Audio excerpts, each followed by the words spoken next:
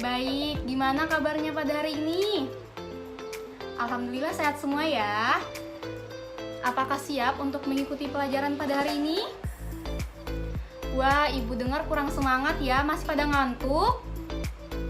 Oke, ibu tes semangatnya. Kalau ibu bilang semangat pagi, anak-anak bisa menjawab semangat luar biasa. Gimana, bisa diikutin? Oke, kita tes ya. Semangat pagi, semangat luar biasa. Oke, udah pada semangat. Nah, alangkah baiknya kita berdoa dulu ya sebelum memulai pembelajaran pada hari ini. Ibu minta tolong kepada ketua kelasnya siapa? Yoga. Nah, Yoga bisa memimpin doa pada hari ini ya. Yoga dipersilahkan.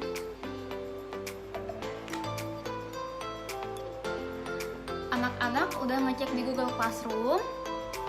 Tadi ibu ada nge-share bahan ajar dan media pembelajaran ya. Oke, udah dilihat. Baik, sekarang ibu akan mengirimkan link ya untuk mengisi kehadiran. Nah, anak-anak diberi waktu 3 menit dari sekarang untuk mengisi kehadirannya. Sudah semua ya mengisi link kehadirannya? Baik, alhamdulillah hadir semua ya pada hari ini. Anak-anak, ada yang ingat minggu lalu kita membahas tentang apa? Ya, Ani? Oke, tepat sekali ya jawabannya. Minggu lalu kita membahas tentang prinsip ekonomi. Kita udah mempelajari prinsip-prinsipnya. Sekarang kita akan mempelajari motif ekonomi dan pembagian ilmu ekonomi ya. Ada yang tahu nggak motif ekonomi itu apa sih? Oke, Tiara. Tepat sekali ya. Jadi motif ekonomi itu adalah motivasi untuk melakukan tindakan ekonomi.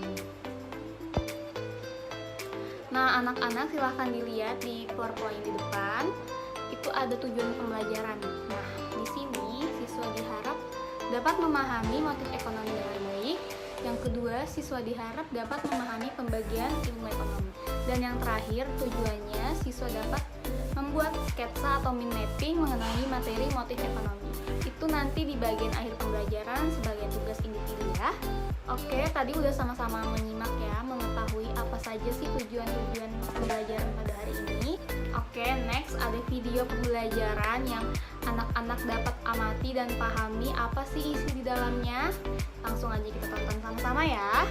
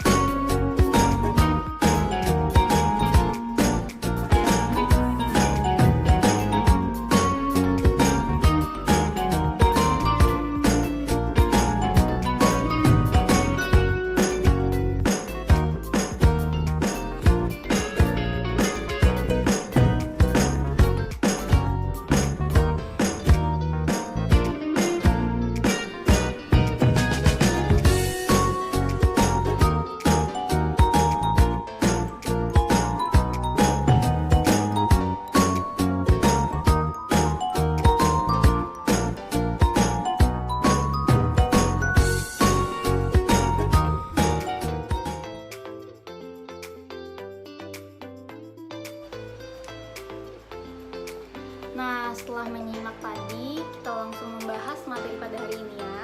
Tetap fokus ke depan, melihat PowerPoint, kita sama-sama belajar konsep motif ekonomi. Manusia sebagai makhluk ekonomi selalu bertindak ekonomi untuk memperoleh kebutuhan hidup yang dibatasi oleh kemampuannya masing-masing. Manusia bertindak ekonomi didorong oleh motivasi-motivasi tertentu. Nah, motivasi-motivasi itulah yang disebut dengan motif ekonomi. Pelaku ekonomi memiliki motif berbeda-beda berdasarkan tujuan yang diperoleh. Yang pertama ada motif ekonomi produsen.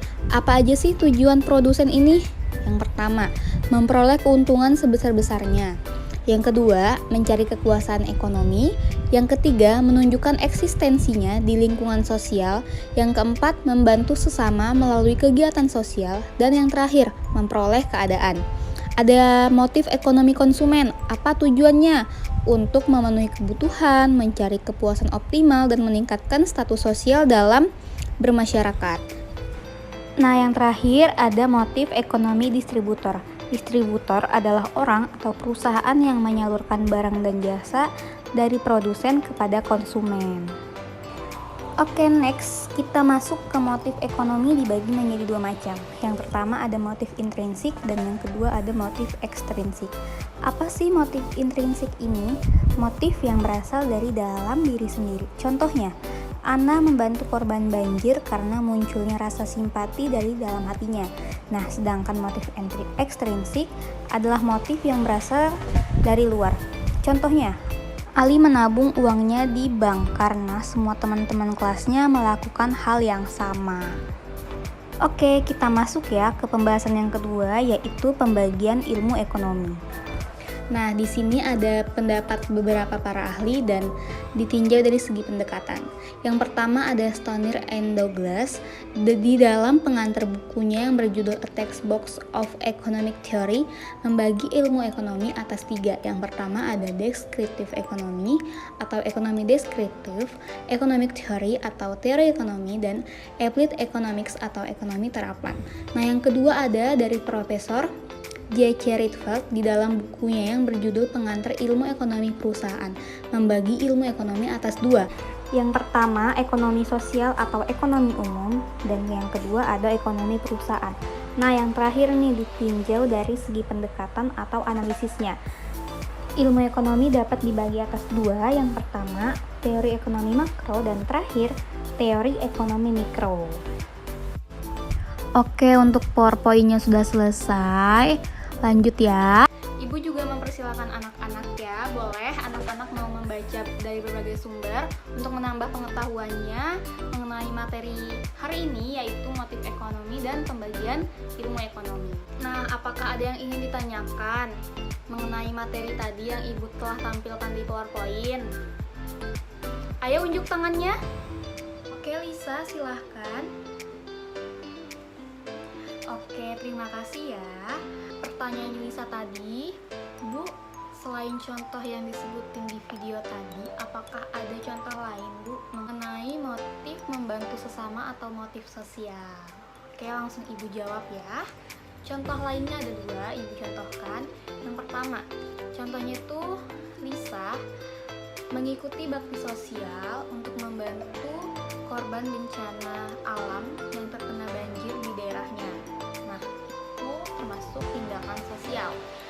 Yang kedua ada warga bergotong royong untuk memperbaiki jembatan mereka karena jembatan itu merupakan akses mereka menuju ke kota. Nah, mereka bergotong royong itu tanpa berharap adanya imbalan dari pihak tertentu. Tentu saja itu merupakan tindakan sosial.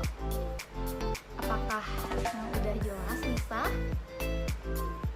Udah jelas, terima kasih ya. Apakah ada lagi yang ingin bertanya atau masih kurang paham mengenai materi ini? Baik, semuanya udah pada paham ya, udah pada pinter anak-anak ibu.